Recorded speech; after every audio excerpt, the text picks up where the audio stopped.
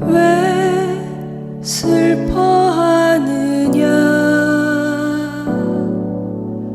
왜 걱정하느냐 무얼 두려워하느냐.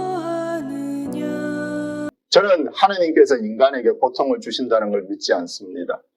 되게 이상하게 들리죠.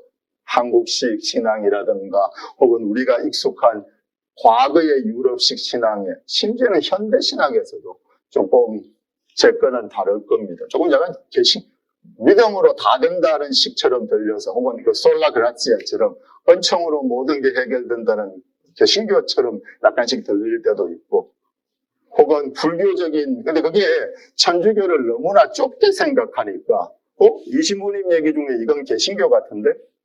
이거는 불교 같은데? 그게 아니고요. 불교와 개신교가 우리가 접점을 갖고 있는 겁니다. 천주교는 이렇게 좁고 좁은 종교가 아니고 실제로 열릴 대로 열려 있는 종교입니다. 적어도 초대교부들은, 사도와 초대교부들은 천주교에 대해서 그렇게 생각했습니다. 어디서 알 수 있는가? 가톨릭이라는 이름입니다. 가톨릭이 무슨 뜻입니까? 우주적인 보편된, 사도신경 할 때 뭐라고 나오죠? 보편된 교회를 믿으면 사도로부터 시작된 그겁니다. 가톨릭이란 얘기는 우주적이란 얘기예요.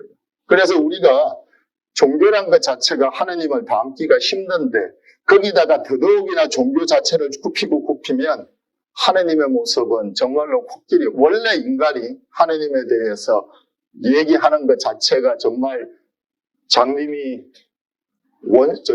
코끼리 만지기처럼 되기가 십상인데, 거기다가 우리가 믿는 틀 자체를 좁히고 좁혀버리면 나중에는 뿌연 그림밖에, 그것도 정말 하느님의 그분 그 위대하신 사랑에 비해서는 너무나 파리한, 창백한, 그래서 살아계신 성령의 하느님이 아니라 아주 파리하고 유령처럼, 그 영화 같은 거 보다 보면 이렇게 유령 모습 나오면 이렇게 트랜스루슨이라고 이렇게 투명한 때, 약간 반투명한 때 어리어리 움직이는 그게 유령이잖아요. 그죠?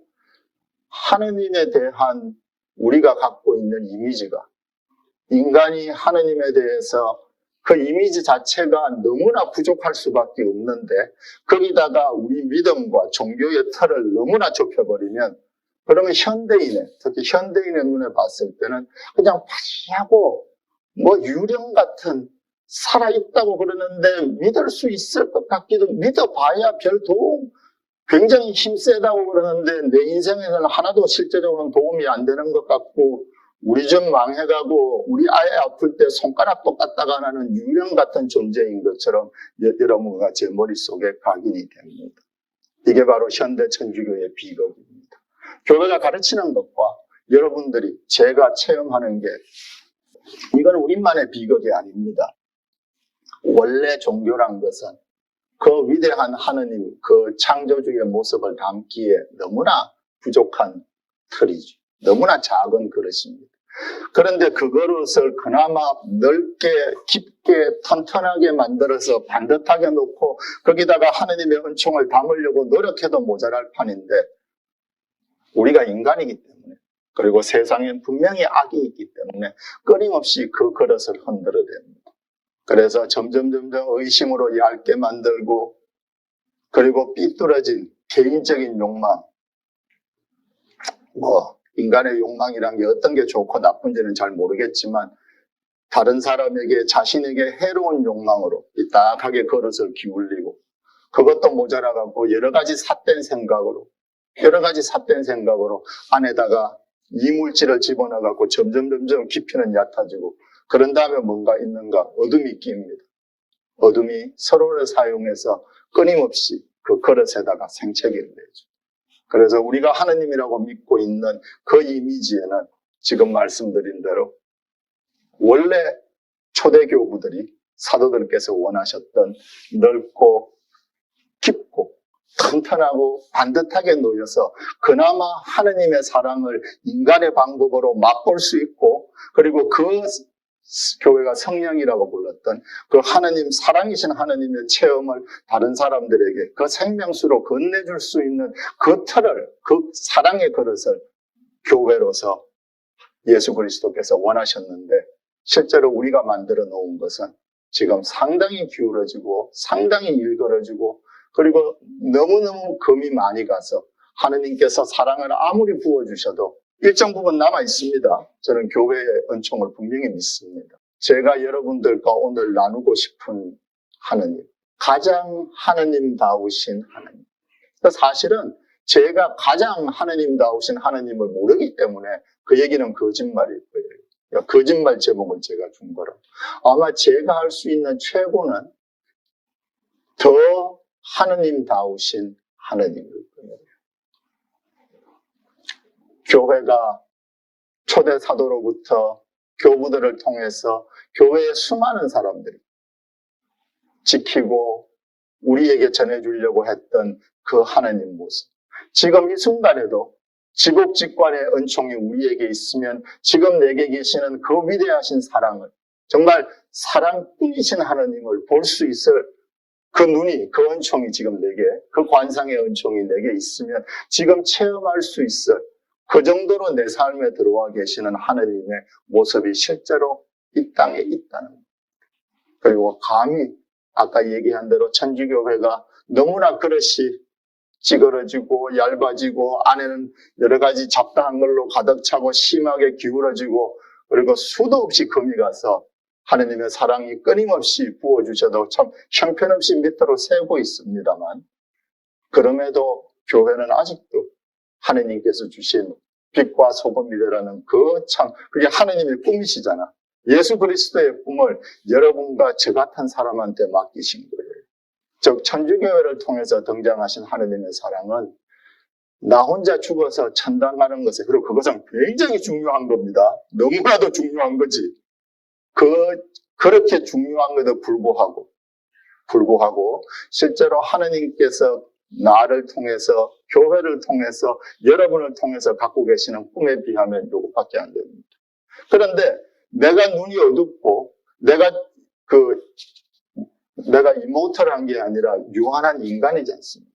그래서 그 인간으로서의 삶에, 영원한 삶에 내가 행복해지는 거에 좀 이따가 제가 설명을 드리겠습니다만 막 이렇게 웅크리고 살고 있기 때문에 마치 영적으로 고아인 것처럼 이 세상에 실제로 나를 고민하고 사랑해주는 사람은 나밖에 없어요.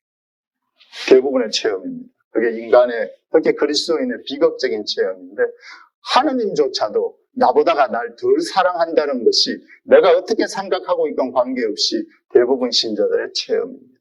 여기는 수도자들과 교구사제들도 많은 경우에, 그리고 definitely 제게 자주 벌어지는 병입니다. 외롭고 쓸쓸하고 세상에서 날 진정으로 걱정해주고 날 챙겨주고 보호해줄 사람은 나밖에 없이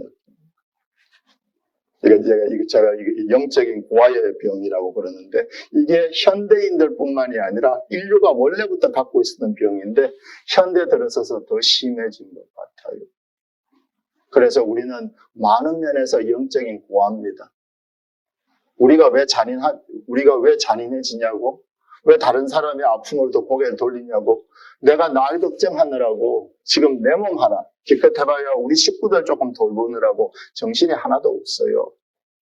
저기서 사람이 굶어 죽는 건 아는데 지금 내가 내 몸 하나, 그리고 우리 식구들 좀 데리고 가는데도 죽을 것 같아. 그러니 내가 죽어서 천당 간다는 영원한 생명, 그리고 이 땅에서 내가 복을 받을 것이라는 그 작은 것 하나만 내 눈앞에, 이 눈동자 바로 앞에 바짝 닿아 있으니까, 그러죠.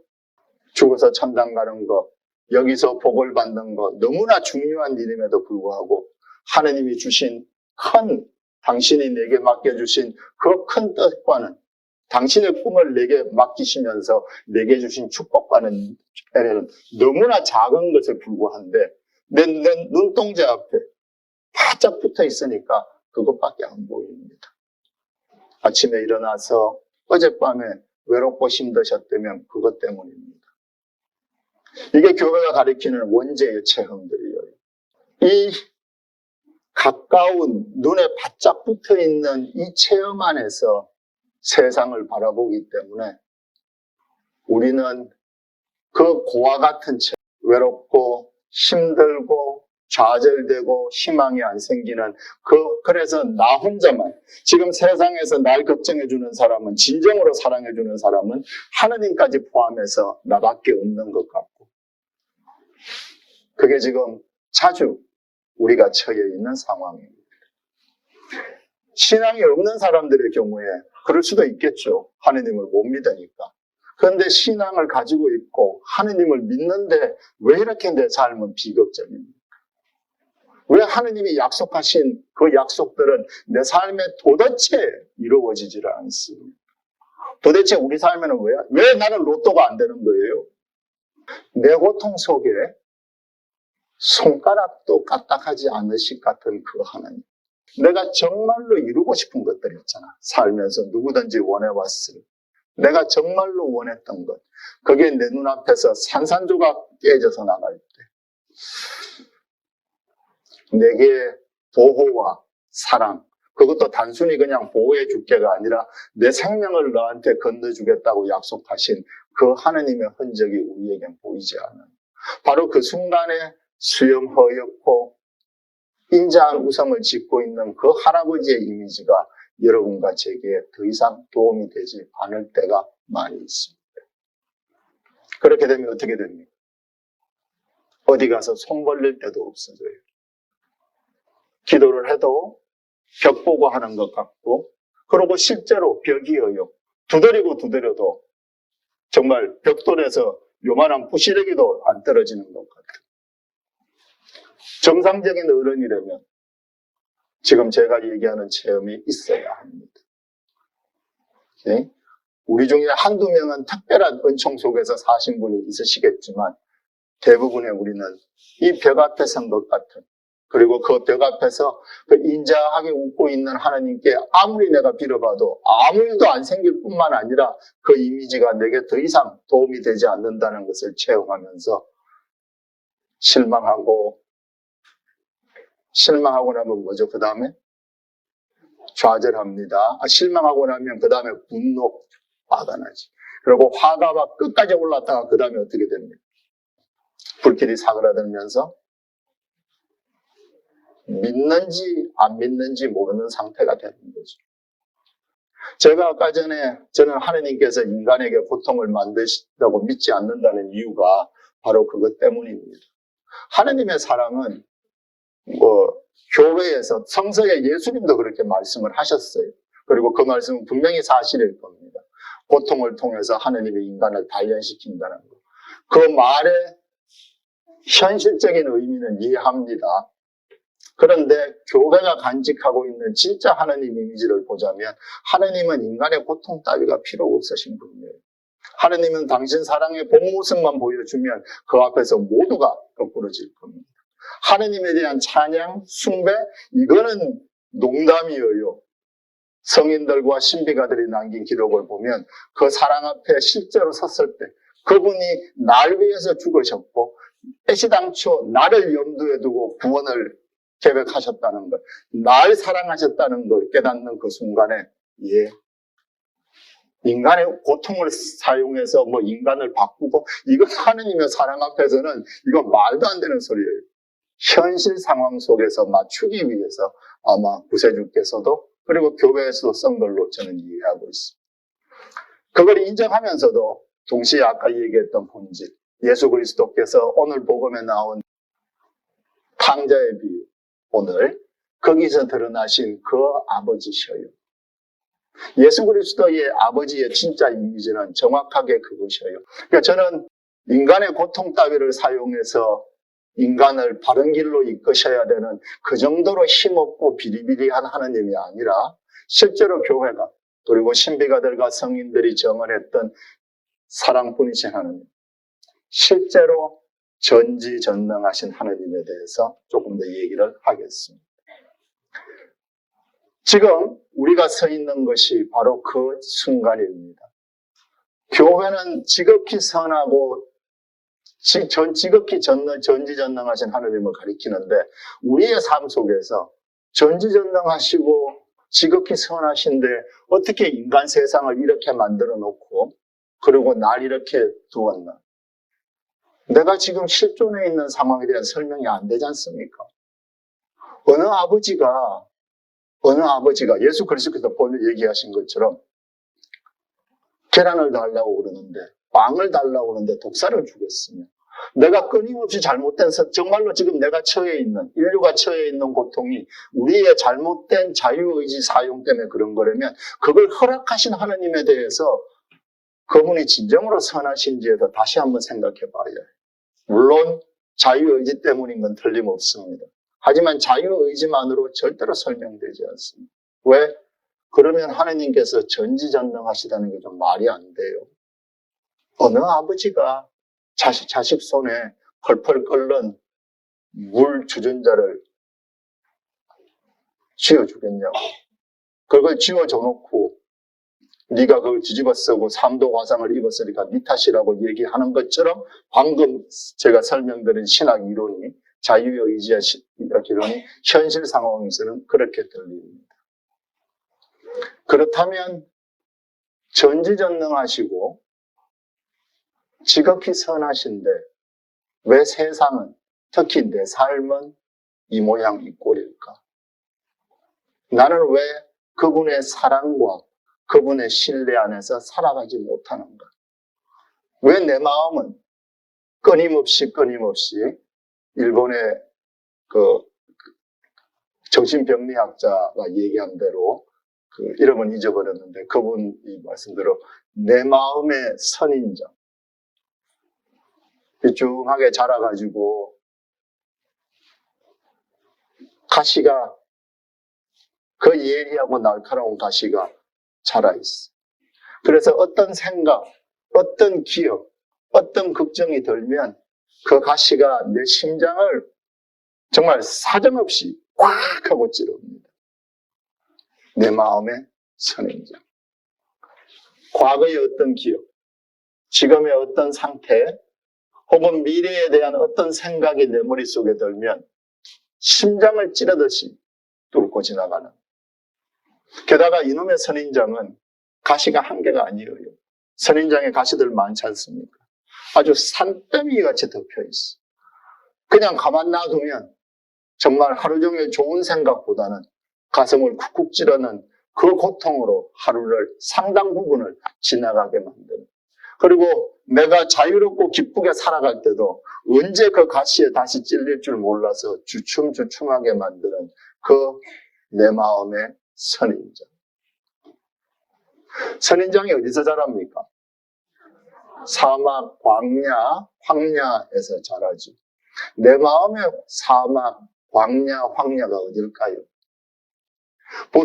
보통 다친 자리예요. 과거에 성장기에 혹은 성인이 되어서도 반복되는 성장기 때 다친 것이 그 자리가 제대로 낫지 않았기 때문에 점점 살면서 반복 체험을 하게 됩니다. 그러니까 반복 체험은 이런 거예요. 내가 지금 들어오는데 보니까 우리 헬레나 자매님이 이렇게 날 이렇게 보는데 고개 희끗 옆으로 쳐다보는데 이 고개 각도가 0.472호도로 이렇게 기울어져 있어요. 그러니까 방금 내 머릿속에 어떤 기억이 확 지나갔어요.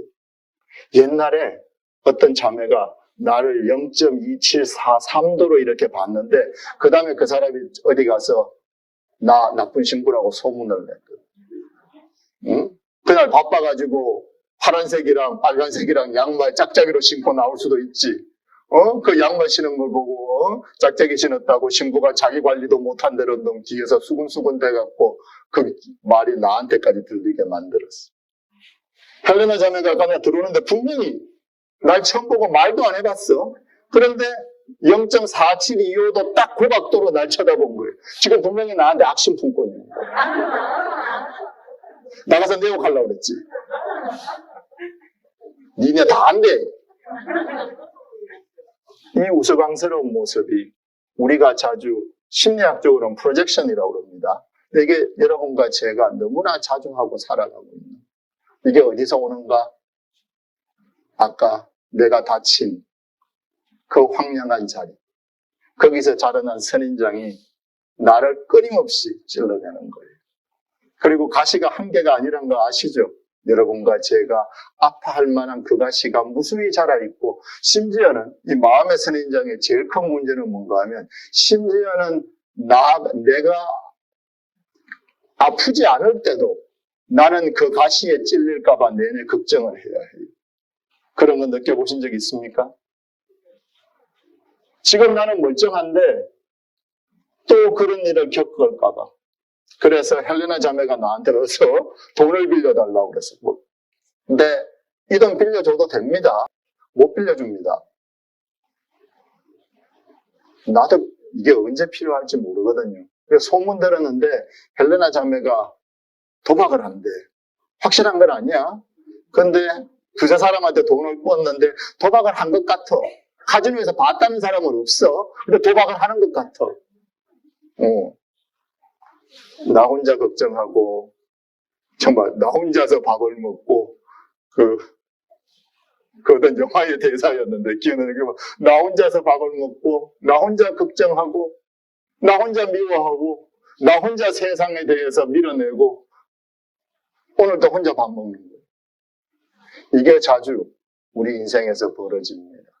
그 외롭고 힘든 삶에 여러분과 제가 처해 있고, 그리고 내가 바라는 그 사랑의 하느님, 교회와 신비가들이 전해준 그 지곡직관의 하느님은 도대체 어디 계신가 하는 체험을 우리에게 반복적으로 불러일으키는 것.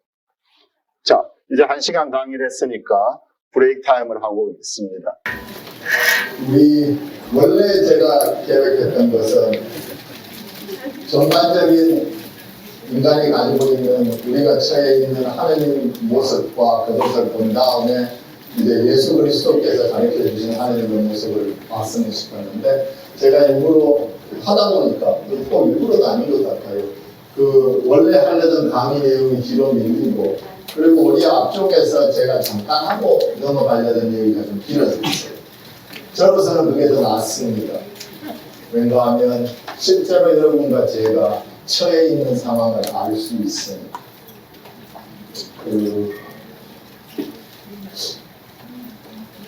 이제는 뭐 나이들도 그러시고 그래서 그러시겠지만, 제게도 제게 있어서 장점인지 단점인지 모르겠는데, 젊었을 때부터 이론적인 얘기가 저한테 워킹을 안 했어요. 저한테는 이론적인 얘기가 잘 안 통합니다. 지금 우리가 첫 번째 한 건 우리가 실제로 처해 있는 상황이에요. 제가 신비영성 그걸 하면서 정말로 캐캐묵은 것들, 정말 이론에 불과한 무엇들, 그거 보면 잘못 보면은 정말 좀 험한 말로 하면 귀신 신나라 까먹는 소리를, 저랑 같은 전공자들 중에 귀신 신나라 까먹는 소리 하는 형제들 꽤 있습니다. 그냥 이걸 그냥 제가 한 1년 안식년하고 저기 슈퍼마켓에 가가지고 캐시어 좀 해봐. 1년만. 그러면 네가 가지고 있는 신앙에서, 적어도 네가 가르치는 신앙에서가 아니면 본인 속에서 갖고 있는 신앙에서 상당 부분은 해결되지 않을까라는 게 제 생각입니다. 그래서 저는 그 사제들의 그 워킹, 그런 사회 경험에 대해서 적극적으로 찬성합니다. 적극적으로. 오히려 신학교 과정, 이제는 미국에서는 그런 게 필요가 없는 것 같아요. 대부분 다 밖에서 일을 하다가 들어온 사람들이, 나이가 든 사람들이 대부분이라서. 다행히 그 문제는 많이 사라졌는데, 같은 전공자들 중에서, 그쪽에서 날 봤을 때도 저도 문제가 많겠지만, 제가 봤을 때도 지금 정말 귀신 신나라 까먹는 소리 좀 들릴 거다. 왜냐면 본인의 의도와 상관없이 사람들이 무엇을 겪고 있는가를 전혀 인식하지 못하는 상태에서 얘기를 하고 있기 때문에, 그래서 여기가 중요해요. 우리가 실제로 체험하는 것. 왜냐하면 실제로 체험하는 것 속에서 하느님이 등장하시거든요. 하느님을 만난 사람들은 갑자기 뭐라고 그래야 되나? 갑자기 어떤 무슨 예를 이걸로 들면 좋겠습니다. 성서. 성서를 누가 쓴 겁니까? 그럴 줄 알았어요. 하나님이 쓰신 거예요. 개신교에서 하나님이 썼다는 건 어떤 표현이에요? 개신교에서 성서가 어떻게 쓰여졌냐에 대한 전문적인 게 아니라 일반적인 것 마치 이런 식으로 설명합니다. 성령께서 인간에게 내리셔서 지가 뭘 쓰는지도 모르고 쓰는 저기 개신교에서 주는 아닙니다. 그런데 한국 목사님들 중에 미국에서 목회하고 한국에서 목회하는 개신교 목사님들 중에 그런 식으로 성령의 활동을 이해하는 사람들이 있어요. 그러니까 인간의 이게 하느님이라는 것을 증명하려다 보니까 성서가 하느님이 쓰신 것을 증명하려다 보니까 인간의 한 모든 행동을 배제해야 되거든요. 그러면 그런 설명을 계속 듣고 있으면 신나라 까먹는 소리가 나오는 거예요. 왜? 뻥간 상태에서 인간은 뭘 쓰는지도 모르고 스매를 갔다라는 거예요. 실제로 그런지 생각하고 있는지는 모르지만 그 설명이 그런 식으로 들리는 설명을 합니다. 나는 그게 지극히 비그리스도교적일 뿐만 아니라 하느님에 대한 적극적인 모독이라고 생각해요. 자기들 딴에는 하느님께 그 인간의 걸 배제하고 하느님 걸 등장시키고 극대화시킴으로써 이 성서가 하느님의 말씀이라는 걸 나는 그 사람들의 인텐션, 원의 자체를 비난하지 않습니다. 하지만 그런 잘못된 방법을 써므로써 하느님께 대해서 적극적으로 모독하는 거예요. 왜? 그 사람들의 이 설명하는 것처럼 들리는 그 하느님은 인간의 도움이 필요 없어서 구원 속에서 인간을 구원하시는데 인간의 역사 속에서 일하시지 않아요. 인간의 시간에, 인간의 공간에 간섭하시지 않아. 그 데이즘이라고 부릅니다.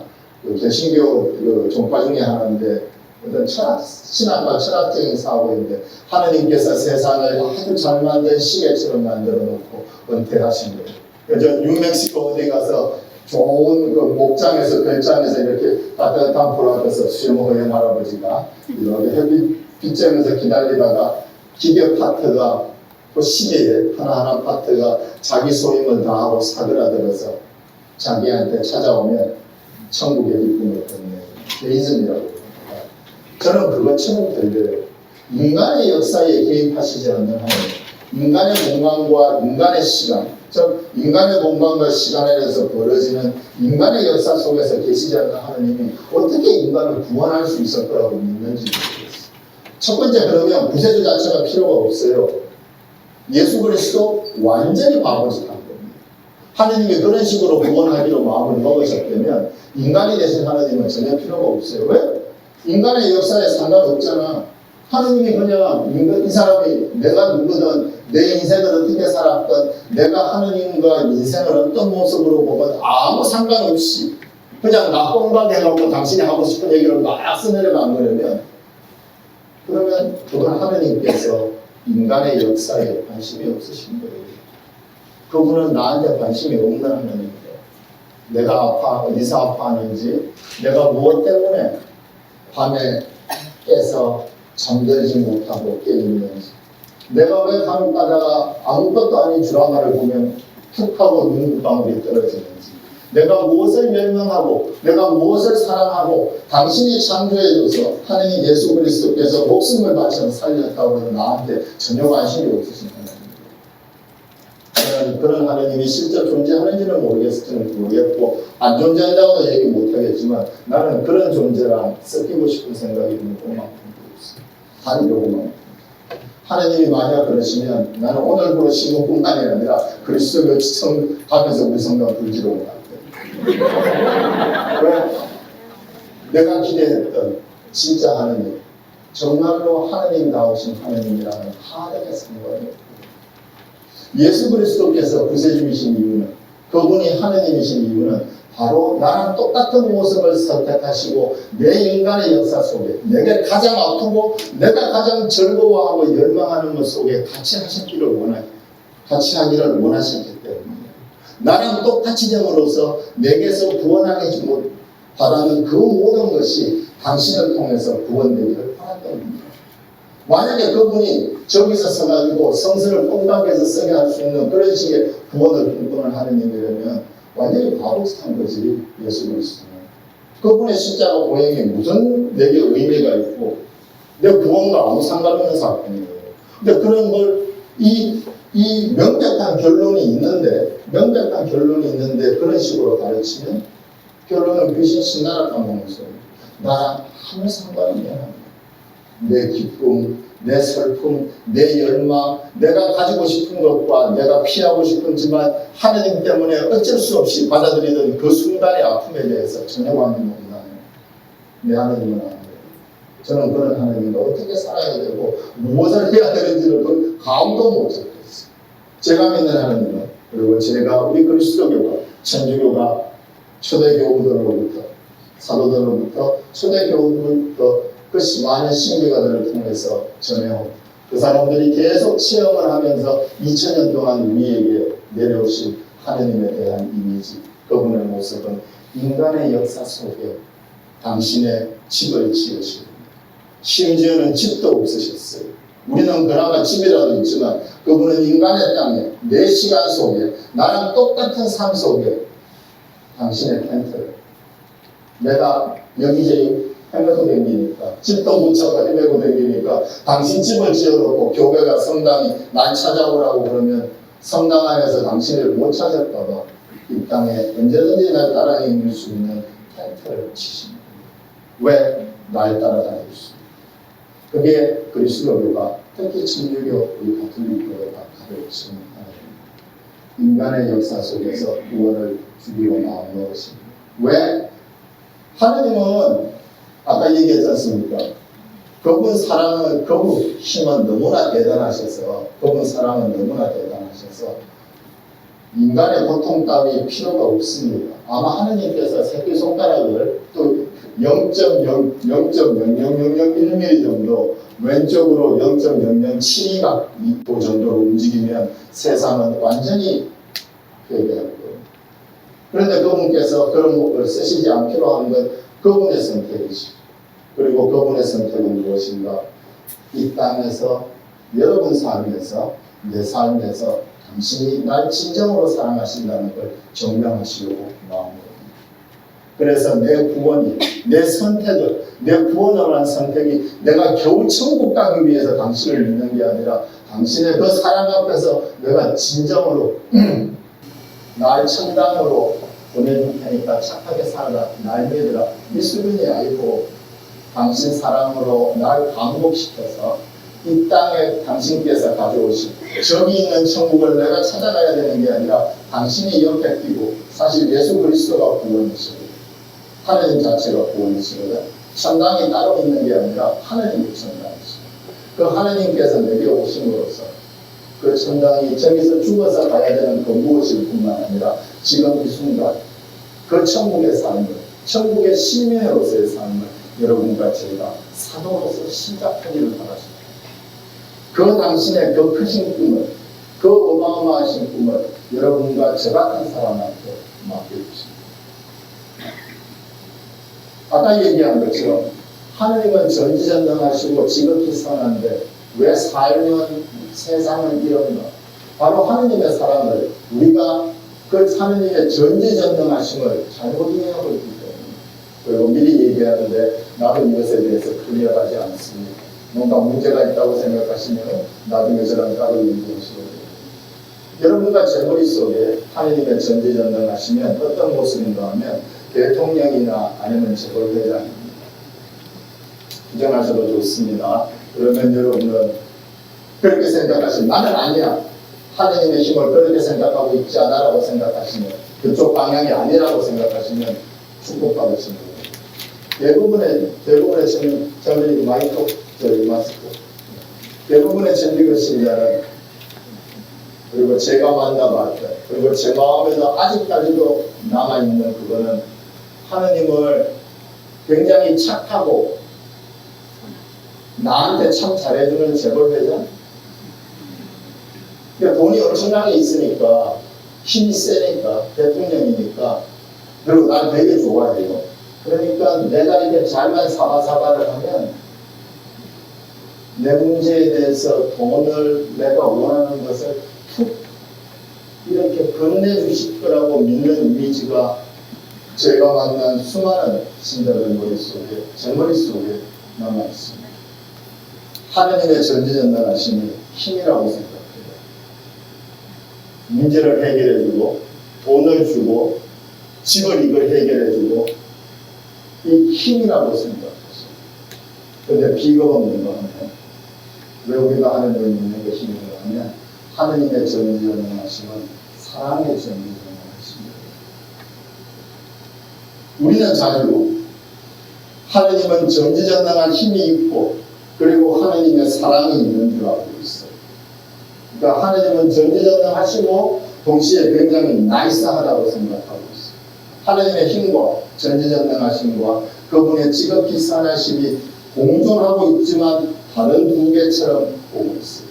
그래서 우리 머릿속에는 자주 하나님께서 힘을 가지고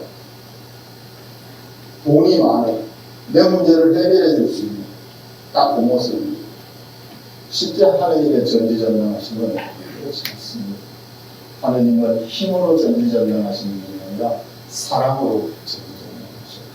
그리고 언젠가 여러분과 제게 그 은총이 있기를 바라는데 신비가들이 남긴 기록에 의하면 사랑으로 전지전능하신 것, 힘으로 전지하신 것과 그걸 달리 재벌회장이 나이스한 것과 대통령이 내게 나이스한 것과 사랑이신 분이 사랑 자체로서 날 전적으로 당신 생명을 바쳐서 사랑하시기로 한 것과 이 두 개의 차이는 하늘과 땅. 그거에 대해서 이제 말씀드립니다. 그 난리를 치고 떠난 둘째 아들이 돌아오고 있을 때 아버지께서 그 아들이 멀리서 오는 것을 보고 뛰어가셨어요. 그죠? 뛰어가셨죠. 이 스토리의 가장 감동적인 부분은 무엇입니까? 제게는 그 아들이 돌아왔을 때 아버지가 그 얘기가 뭐 얘기하는 것 같아요. 아들이 참 집에서 까뭇까뭇하게 보일 때 아버지께서 알아보시고 뛰어갔어요. 그 얘기가 무슨 얘기인 것 같습니다. 밖에서 기다리고 있었던 거구나. 2년, 3년, 5년 동안 얘가 돌아올 때까지 아침에 해 뜨는 순간부터 해지는 순간까지 밖에 나와서 아들을 기다리고 있어요. 밤에 길을 못 찾을까 집에 햇대로 불을 밝혀놓고 자기 잠을 줄여가면서 그 아들을 그 시간 동안 기다리고 있어요. 그냥 이렇게 마실에 나오다가 온 게 아니고 그 기다리던 아들이 저기서 오는 걸 보고 뛰어갔다는 얘기는 아들이 떠나갔던 그동안 아버지는 계속해서 기다리고 있어요. 성서가 그 돌아온 황제의 비유가 보여주는 것이 실제로 사랑으로 전지전능하신 하나님입니다. 그리고 저는 이 스토리가 다른 한두 개의 스토리와 함께 예수 그리스도께서 가지고 계셨던 아버지 하나님에 대한 그 완벽한 체험의 진수라고 믿습니다. 사랑으로 완벽하십니다. 힘으로 완벽한 게 아니고 사랑으로 완벽하십니다. 그래서 그 사랑이신 당신 자신이 자신에도 사랑, 교회가 성령이라고 불렀던 그 하나님의 사랑이 짙고 짙어져서 하나님 위에 한 분이 계신 그분의 자신의 사랑이 여러분과 저를 구원할 수 있다고 믿고, 그리고 이 땅에서 감히 비록 어둠과 또 우리가 혼동 속에서 너무나 세상을 심지어 교회조차도 하나님께 도움이 되기보다는 제가 그렇듯이 하나님께 도움이 되기보다는 자주 하나님의 그 좋으신 선함을 일그러뜨리는 상황에서도 우리를 믿어주시는 거예요. 왜? 내가 당신 구원 사업에, 여러분이 당신 구원 사업에 사도가 되기를 원하실 겁니다. 날 믿으라는 게 여기서 믿으면 너한테 복을 주고, 그리고 여기서 믿으면 네가 죽으면 천당에 오게 받아주겠다는 그 어마어마한 약속이면서도 그 약속 정도가 아니라 지금 내가 얘기한 걸 아주 우습게 만들어버릴 만큼 큰 플랜이 그분께는 계셨던 거예요. 그게 바로 힘이 아니라 힘으로 전지전능하신 게 아니라 사랑으로 나를 승복시키신, 그리고 내 인생의 문제들이 이 세상의 가난과 전쟁과 범죄와 이 모든 것들이 인간의 힘으로 통해서 해결될 것이 아니라 인간을 돕기로 하신 그분의 사랑을 통해서 해결되어질 거라고 믿도록 이끌어 주십니다. 저는 이 문제에 대해서는 그저 확신합니다. 세상의 문제는 해결되지 않을 겁니다. 테일하드 샬덴 같은 제가 좋아하는 신학자인데 제가 가르친 코र्스 중에 하나에 테일하드에 대한 게 들어있는데 그분 말씀대로 인간은 알파에서 오메가로 점점 나아지고 있는지도 모릅니다. 노예제가 없어지고 점점 좋은 모습으로. 하지만 제 눈에는 아직도 세상은 너무나 캄캄합니다. 노예제는 없어졌지만 노예제 이상으로 인간의 목숨을 그리고 더 오히려 정신을 지배하는 방법으로 여러분과 저를 노예로 만들고 상대방을 나랑 똑같은 인간의 권위로 받아들이지 않고 그 사람을 끊임없이 내가 가진 힘으로 도구로 목적이 아니라 수단으로 사용하려고 하는 유혹은 여러분과 제게 끊임없이 있습니다. 그래서 저는 심지어 지금 현실이 2000년 전에 1000년 전보다 뭐가 나아졌는지 잘 모르겠어요. 전체적으로 나아지고 있는 거예요. 그래서 방금 얘기한 대로 테일하드가 얘기한 것처럼 그런 식으로 나아지고 있는 구원에 대해서 알지 못합니다. 인간의 힘을 통해서 많은 일이 생기고 있다는 데 동의하고 저도 여기서 어떻게든 해보려고 노력하죠. 동시에 내가 내는 아이디어가 세상을 구원하지 못할 것을 압니다. 내가 하느님이 아니기 때문만이 아니라 내게 그 정도 힘이 없기 때문만이 아니라 내가 내놓는 대답 따위로 세상이 해결될 리가 없습니다. 세상의 문제에 전쟁, 범죄, 가난, 질투, 그리고 그릇된 탐욕, 어리석음, 인간이 잔인해질 때가 있습니다. 왜 잔인해진다고 생각하세요? 어리석기 때문입니다. 여러분과 제가 너무나 어리석기 때문입니다. 지금도 하느님은 어디 계신지도 모르겠고 내 탓이라는 얘기가 아닙니다.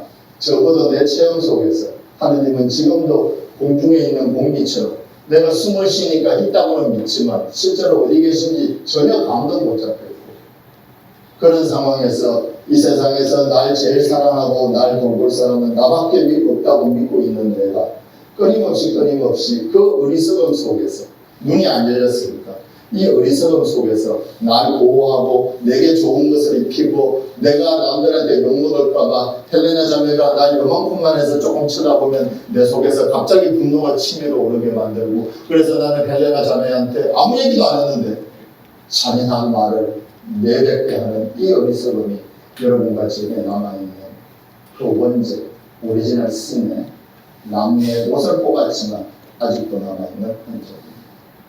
이제 이거에 대해서 어떻게 하면 일어설 수 있는지에 대해서 잠시 얘기해 봅시다. 예수 그리스도의 생애인에서 제일 감동적인 장면들이 어떤 것이에요? 누가 한번 좋아하는 복음서를 하나 얘기해 주세요. 장면. 저는 따라 너의 믿음이 너를 살렸다. 하연할 일? 네. 오케이. 아주 감동적이죠. 네.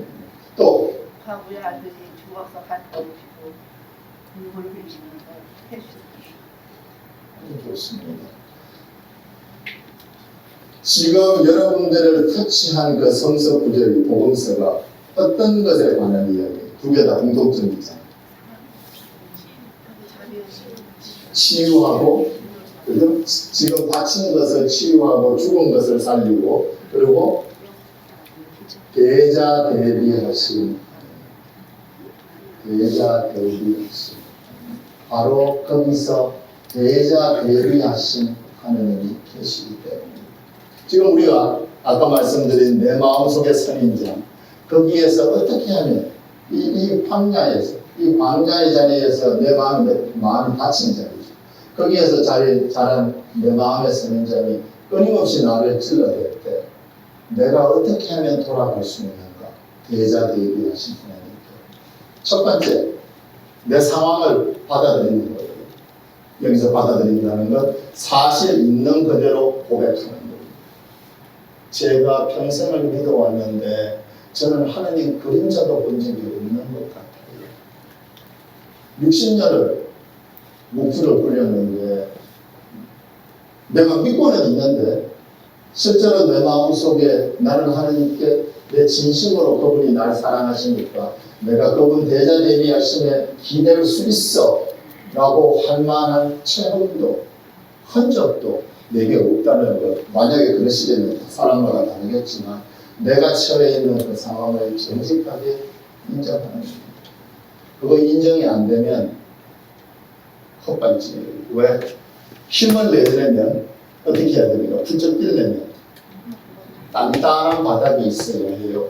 근데 대부분의 경우에 우리가 공중에다가 헛발질을 저도 많이 하고 저희 신자들, 그러니까 제가 만난 많은 신자들 볼 때 제일 마음이 아픈 점 중에 하나인데 내가 지금 하나님을 못 느끼고 있다는 것을 인정하지 않아요.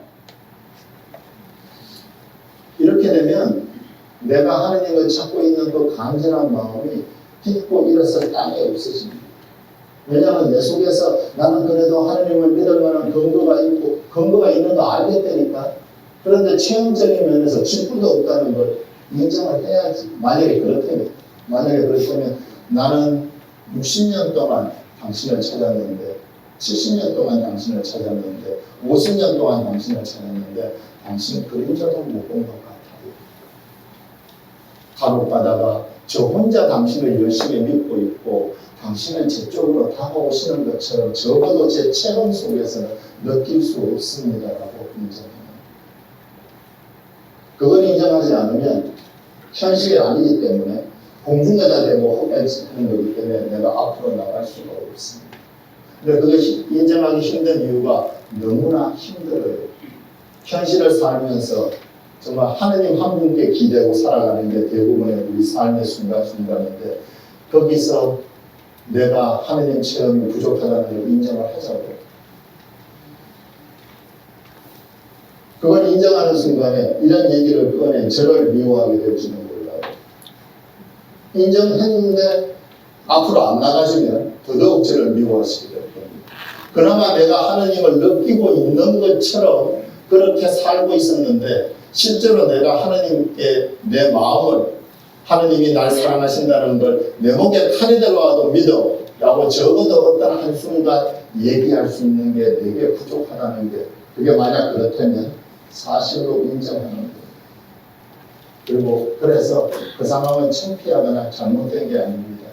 저보다가 훨씬 더 홀리하시고 저보다 훨씬 더 괜찮은 삶을 살았던 그런 수도자나 사제들 중에서도 피정하면서 저한테 솔직하게 얘기하신 분이 많습니다. 해도 안 돼. 미국 사람도 한국 사람도 유럽 사람도 해도 안 돼. 그래도 선물들을 맨날 바치고 자신의 기도를 열심히 하고 그러면 내가 봤을 때는 정말로 영웅적인 삶을 살아내는 겁니다. 그런데 그리고 그 하루를 그 긴 시간을 유지한다는 것은 체험이 없는 것 뿐이지 성령님의 하느님의 그 대자 대비하시면 거기 그대로 붙어 있어요. 근데 문제는 못 느끼니까 힘이 들어요. 그럼 나중에 무슨 일이 벌어지냐면 체험이 내게 없으니까 그리고 아무리 노력을 해도 안 벌어지니까 내 믿음에서 체험 자체를 떼내버려요. 솔라 피데 믿는 걸로 합니다. 말은 그럴듯합니다. 성서에도 근거가 있지 않습니까? 뭐죠? 진복자. 나를 보지 않고 믿는 자는 진복자입니다. 그래서 기억 안 나십니까? 도마 그때 그걸 여러 가지 뜻이 있는데 그리고 그것도 충분히 공동체에서 나올 수 있는 무엇인데 그걸 만약 지금 상황에다가 집어넣고 그래서 나는 체험은 없지만 하느님은 내 삶 속에서 뭐라고 계시는지 솔직히 잘 모르겠지만 나는 그래도 믿는 걸로 만족할래. 훌륭한 신앙이에요. 분명히 인정합니다. 훌륭한 신앙이에요. 그리고 저보다가 훨씬 더 훌륭한 삶을 살고 계실 거라고 믿습니다. 하지만 동시에 지금 상당 부분 똑같이 하고 계시는 거예요. 인도하면 하나님은 살아계신 분이고 그분이 인간의 역사에 나라는 사람의 역사에 일하고 계신다면 내가 눈을 제대로 뜨면 그분을 느낄 수 있어야 돼요. 내가 하나님이 나한테 그렇게까지 희생을 하시고 날 사랑해 주시는데 내 평생에 하나님 발가락은 모사하고 그림자도 못 보고 내가 죽는다면 이렇게 억울할 때가 있습니다. 그러면 평생을 내가 내 힘으로 하나님 멀리서 보내주시는 그 은총만으로 살았다는 얘기인데 그건 불가능하죠. 그렇다면 여러분과 제 삶에 그 대자 대비하신 분의 흔적이 있다는 거예요. 따라서 그분의 그 흔적을, 그 대자 대비하심을 실제로 받아들이고 체험하고 받아들일 수 있도록 내 현실부터 인정하는 거예요. 내가 10층에 있지 않고 지하 3층에 있다는 거예요. 왜냐하면 제가 종종 제 자신을 발견하는 데가 지하 3층. 이거 뭐 지상은 뭐 말도 안 되고 지하층 밑에서도 한 층 밑에 있더라고요. 한 3층? 어떤 데는 10층도 내려갔다 오는 것 같아요. 인정하는 겁니다. 아직 내가 눈이 띄어지지 않아서 그래서 내가 이렇게 외롭고 혼자 신앙생활하는 것처럼 하느님을 믿는데 하느님은 어디 계시는 것처럼 살고 있는 것뿐이지 내 삶과는 거의 상관이 없어요. 오히려 이걸 인정함으로써 내가 여기 있다는 걸 인정함으로써 나는 앞으로 나갈 수 있는 추진력을 갖게 됩니다. 그러니 수치스러워하거나 죄책감 느끼거나 이때까지 살아왔던 인생에 대해서 의심하면서 흔들리거나 하지 마세요. 그냥 아주 간단하게 내가 지금 하나님의 그림자도 본 적이 있는지 없는지 모르겠다라고 인정하면 그걸로 끝이에요. 두 번째, 그걸 인정하고 나면 무슨 일이 생기냐면 아까 선인장이 자랐던 자리가 어디니? 광야 중에서 그 잔디가 없고 메마른 잔디, 내가 다친 잔디야. 그 자리가 실제로 원래는 다쳐서 반복되는 상처 속에서 아까 헬레나 자매이 얘기한 것처럼 0.7257도 보면 내가 휙 도는 것처럼 그게 반복되면서 점점 사막과 광야가 커지기 전에 원래 그 자리는 뭐였다는 얘기입니다. 원래는 푸른 풀이 붙어 있고 물이 흐르는 하나안의 하나님의 땅이었다. 안갈이라는 그 신학자, 정신병리학자가 있습니다. 그 사람이 남긴 업적 중에 가장 큰 것이 뭔가 하면 그 사람이 인간에게 자신을 치유할 수 있는 힘이 인간에게 내재해 있다는 걸 이 사람은 찾아냈어요. 바로 사람은 자신 속에 자신의 정신세계의 문제를 치유할 수 있는 힘이 있습니다. 인간에게는 심지어 과학적으로도 어느 정도까지 증명할 수 있을 만큼 자기 복원력, 자기 치유력이 있습니다.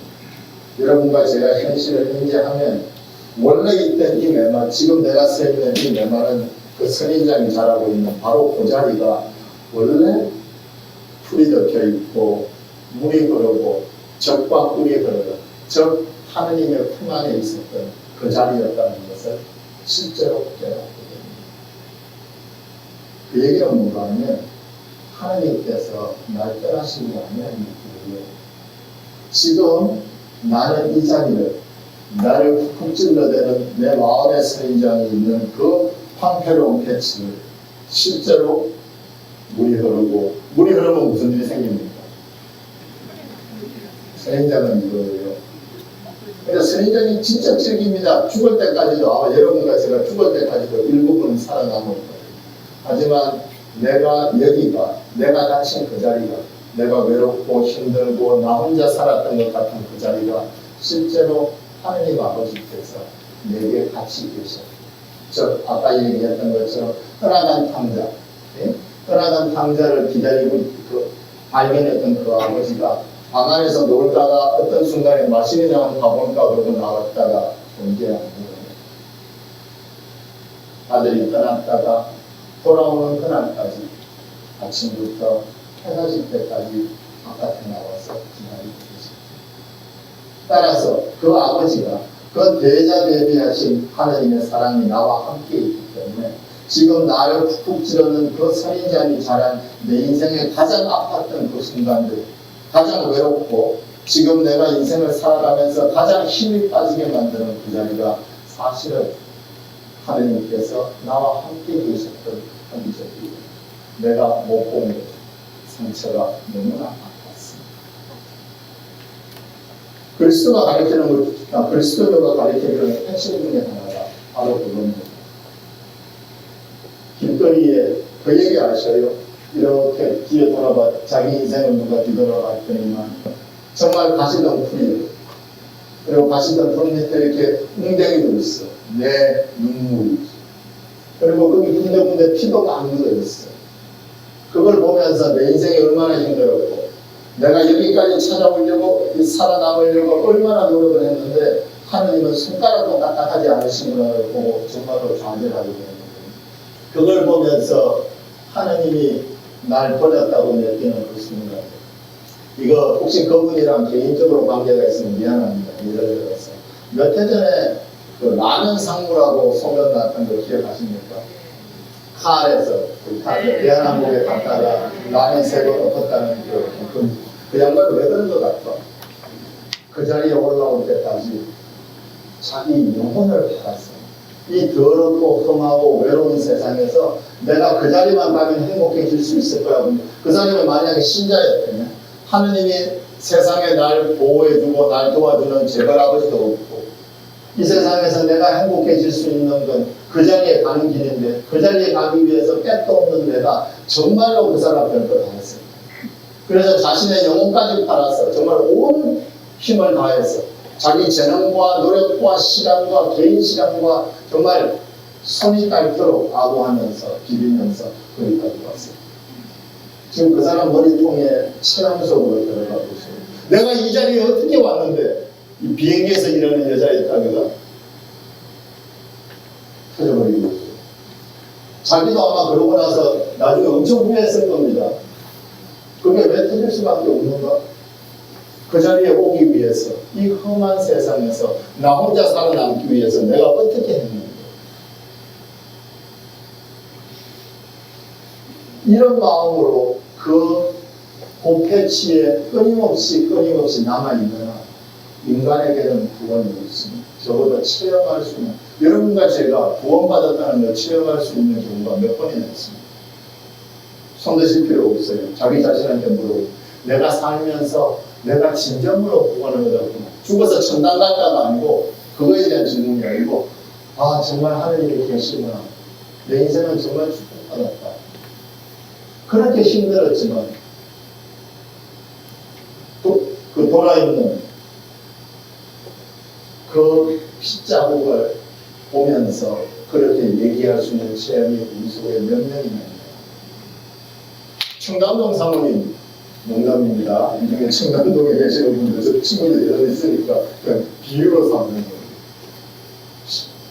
드라마에 보면 청담동 사모님이 나오는데 그 있잖아, 얼마면 돼?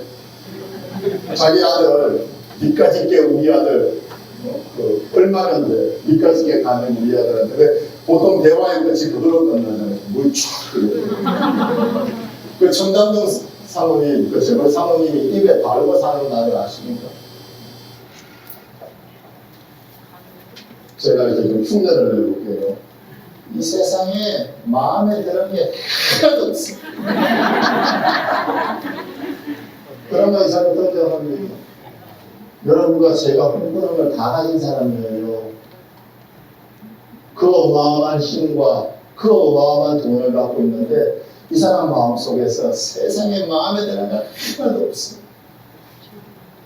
정말로 돈과 힘이 여러분을 구원할 수 있다면 힘이 위주로 된 마법사처럼 짝대기 해리파르처럼 하나 들고 흰 공중에 그러면 내 문제를 해결해주는 하느님이 나를 구원할 수 있다면 그건 돈과 힘이 있으면 내가 행복해질 거라고 믿는, 방금 제가 객관적인 자료를 들었는데도 불구하고 심지어 내 마음에서조차 그리고 여러분들 마음에서조차 움직이는 힘을 신봉하고 힘이 내게 행복을 가져다 줄 거라고, 날 구원할 거라고 믿는 그 어리석음에서 나오는 생각들이 여러분과 저를 구원할 수 있는 것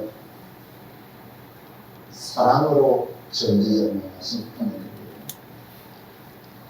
거기 있는 가시에 묻어있는 피가 몇 개 아니라 그분이 나를 얻고 오시는 길에 그분이 오케이 나도 상처기는 몇 개 있어 인정. 그리고 그때는 그리고 그 상처가 나는 순간에는 그 가시덤불의 독 때문에 죽는 것 같아. 그리고 나 혼자 걸어가는 것 같고 그리고 심지어는 길을 돌아봤을 때 다 인정합니다. 저 사람들 그렇듯이 여러분도 그럴 거라고 생각합니다. 그런데 순간이 옵니다. 내 마음의 선인장이 더 이상 내게 힘을 갖고 있지 못하는 순간입니다.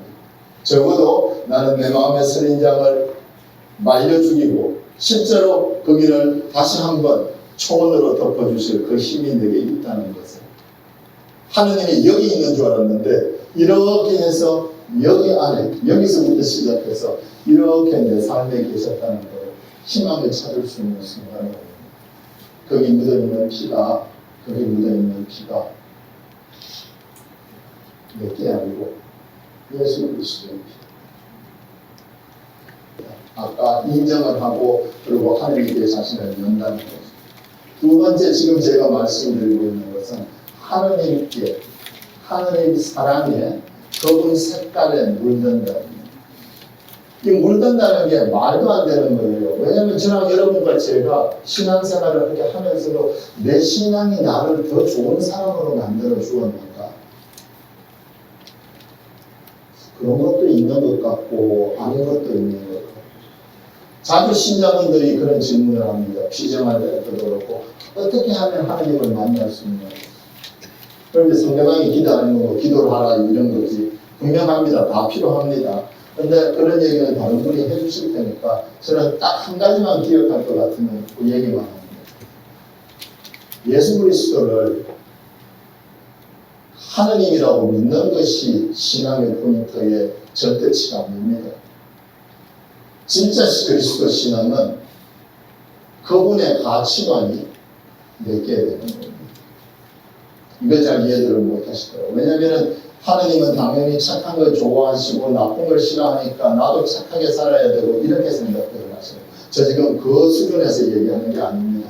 감히 수준이라는 단어를 쓰겠습니다. 왠가 하면 하느님은 착하게 살라고 그러니까 난 착하게 살아야 되는데 저거 하고 싶은 거는 저도 나쁜 짓인 것 같고 왜 우리 하느님은 맨날 내가 하고 싶은 걸 하지 말라고 그러고 하기 싫은 것만 이러면 하느님이랑 내 관계가 해초를 뵙던 선생님과 그게 하기 싫어서 억지로 그 앞에서 눈치 보면서 좀 놀다가 해초리 맞고 이런 유치한 관계로 변하는 거예요. 하느님은 나 같은 걸 골라서 죄송합니다. 여러분 같은 걸 골라서 인류를 위한 인류 구원을 위한 그 당신의 크신 꿈을 맡겨주셨어요. 우리 같은 것들한테 맡겨놓으면 그냥 꿈이 꿈으로 끝나버릴 거라는 걸 분명히 아시면서도 여러분과 저를 믿고 당신이 생명까지 바쳤던 그 꿈을 여러분과 저한테 맡기셨어요. 그런 하느님과 여러분과의 관계가 해초리를 든 선생님과 그 앞에서 눈치 보면서 딴짓을 하고 싶어서 몸이 삐삐 꼬이고 있는 실제로 상황이 그런 적은 많이 있고 제게도 있습니다. 많이 더 많을 수도 있어요. 하지만 실제로 관계가 그렇다고 그 유치한 관계라고 날 위해서 생명을 바쳐주신 분이 내가 그런 유치한 인생을 살기를 원하신다고 하는 거예요. 그분께서는 내가 당신 사랑에 물들어서 내가 지금부터 하나도 변하지 않아도 변해보겠다고 그분 사랑 앞에 승복하기를 원하십니다. 사랑으로 전지전능한 것과 힘의 전지전능의 차이가 보이고 힘은 상대를 강제합니다. 천국의 약속이라 할지라도 네가 내 말을 따르지 않으면 천당에 들어오지 못할 거라고 협박함으로써 그 사람이 내 뜻을 따르고 만듭니다. 이건 하나님의 본질적인 분이 아니시죠. 굉장히 유치한 일정 부분은 필요하겠지만 현실 속에서 그분 본질이라면 그 이상인 겁니다. 그분은 당신 사랑 색깔에 내가 당신 사랑에 감복해서 당신 사랑 색깔에 물들어서 당신이 사랑하는 것, 당신이 싫어하는 것을 이 땅에서부터 내가 천국의 삶을 살기를 원하셨던 그분의 지금도 원하시고 계시는 그분의 위대하신 것이라고 천주교인으로 불렸다는 것, 그리스도인으로 왔다는 것, 단순히 영세를 받고 자리를 채우고 언젠가 천당에 가기를 희망하는 정도가 아니에요. 하느님은 여러분께 이 땅 구원의 열쇠, 여러분 자매님, 헬레나 자매님을 천국의 문으로 만드신 거예요. 그래서 자매님께서 하느님의 맛을 보고, 그래서 자매님께서 천국의 문이 되셔서 자매님을 통해서 주변에 있는 우리가 불쌍한 친구까지 포함해서 그 천국의 맛을 볼 수 있기를 원하셨던 그분의 위대한 뜻이 자매님과 제가 이 부족한 신부가 천국의 문이 되기를 원하십니다. 이게 하나님의 그 뜻이에요. 이게 벌어지려면 첫 번째로 말씀드린 대로 제가 땅을 딱 기대야 되고, 그리고 두 번째로 하느님의 사랑에 그분 믿는 것뿐만이 아니고 그분의 가치와 그분 색깔의 물들기로 마음을 먹어야 합니다. 요거에 대한 설명입니다. 한 달 안 됐습니다. 한 3주 전쯤인데 다윗 얘기가 있었죠. 구약에서 다윗이 사울을 죽이러 들어갔다가 보고는 그냥 꼭 찌르면 돼요. 그냥 한 번만 꼭 찌르면 그 수많은 전쟁과 아무것도 상관없어요. 그냥 이놈이랑 나랑 싸우는 놈이니까 그렇잖아. 왕위를 놓고 지금. 그런데 그 찔러도 끝이에요. 산적 두목 다윗은 분명히 그렇게 했습니다. 그런데 하느님의 사랑, 하느님 사랑에 물든 다윗은 그렇게 하지 않았어요. 그 창을 들고 죽이려고 하다가 사울이 하느님이 손을 얹으시고 축복해서 세운 종이라는 것, 자기랑 같은 종이라는 걸 기억하고 그 창만 들고 나옵니다. 그리고 나중에 사울한테 사랑을 보내서 이 창을 가져가요. 그래서 사울이 다윗이 자기한테 악심을 갖고 있지 않다는 걸 이해하게 됩니다. 이게 그분 사랑의 색깔에, 그분 사랑에 물든 거예요. 이게 제가 말씀드렸던 땅을 딛고 나면 하느님 사랑에, 그분의 가치관에 실제로 내가 그분 사랑을 통해서 그분 가치관에 맞춰갑니다. 지금 이 얘기도 이론적인 얘기예요. 마지막 얘기. 그래서 아주 간단한 마지막에 하느님 사랑에 물든다는 것에 대해서 잠깐 더 얘기하고 끝내겠습니다. 제가 얼마 전에 한국을 갔었는데 서울의 경복궁 아시죠? 경복궁에 전시를 하나 했어요. 이렇게 긴 복도가 있고, 나무 복도입니다. 이렇게 복도에 쭉 있고 방이 이렇게 있어요. 그 방 이름이 사유의 방입니다. 사유의 방. 사유가 뭔지 아시죠? 그러니까 생각하고 고민한다는 뜻인데, 그리고 거기 모셔놓은 게 바로 방가사유상입니다. 방가사유상 기억나십니까? 부처님이 이렇게 자리에 앉아 있고 한쪽 다리를 걸어서 반대쪽 무릎 위에다가 이렇게 앉아 있고요. 방가지, 방가. 그리고 한쪽 손을 뺨에 살짝 대고 사유하심. 하나는 백제의 작품이고 하나는 신라의 작품이에요. 그 방에 아무것도 없는데 그 단 두 개만 딱 만들어서 그 단 위에다가 그 두 점에 방가사유상 모셔놨어요. 황토로 만든 벽에 한 장씩 없고 그 까만 하늘에 별처럼 되어 있는데 은은하게 내려진 두 점 자리에 신라와 백제의 방가사유상, 그리고 그 방가사유상이 보여준 1500년의 시간 속에서 말씀드린 대로 세상을 고민하고 세상을 사랑했던 그 위대한 성 시달타의 영혼, 그분의 정신 속에 초대합니다. 그분 사랑에 물들었기 때문에 그 자리에서 나오는 순간에 말이 필요 없어요. 제가 얘기하는 다윗이, 산적두목 다윗이 하느님의 사랑 다윗으로 변한 여러분과 제가 갖기를 바라는 하느님의 사랑, 그분 색깔에 물든다는 게 그겁니다. 천당 가려고 하느님을 믿는 것도 좋습니다. 절대로 나쁘지 않습니다. 그리고 이 땅에서 현실적인 복을 받고 싶은 것도 너무나 당연합니다. 하느님께서 내게 보호와 땅과 양식과 자손들을 우리에게 약속하셨습니다. 하지만 가장 근본적인 것은 대자 대비하신 그 하느님의 사랑이 실제로 물드는 겁니다. 어떤 순간부터 내가 삶의 가장 중요한 순간을 누가 흔들어도 그것 때문에 삐끗하지 않을 수 있는 사람. 내가 지금 누군가가 내 중요한 순간을 건드려도 가볍게 다시 한번 내 자리로 돌아올 수 있는 사람.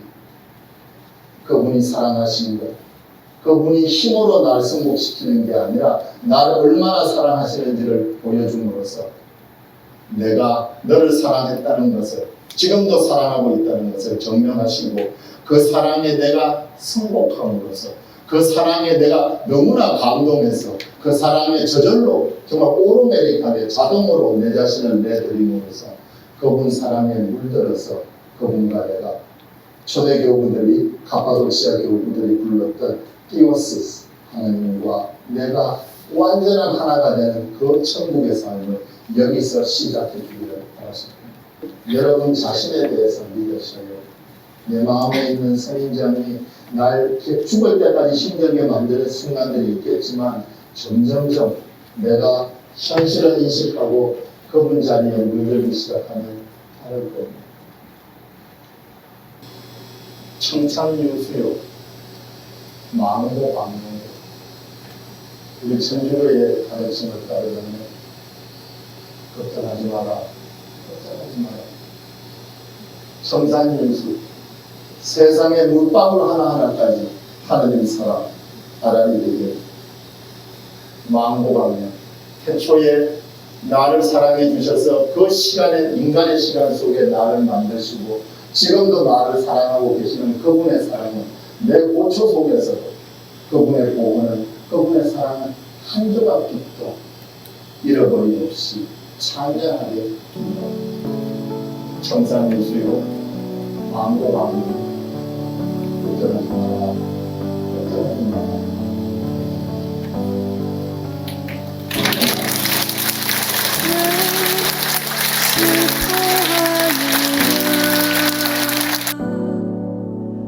왜 걱정하느냐 무얼 두려워하느냐 아무 염려 말아라 큰 어려움에도 큰 아픔 있어도 이젠 아무 걱정하지 마 내가 널 붙들어 주리 내가 너와 항상 함께 하리라 내가 너를 지키리라 실망치 말고 나를 보아라 나는 너의 하느님이라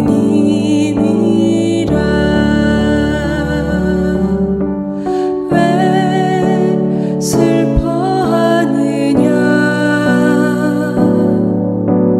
왜 걱정하느냐 무얼 두려워하느냐 아무 염려 말아라 큰 어려움에도 큰 아픔 있어도 이젠 아무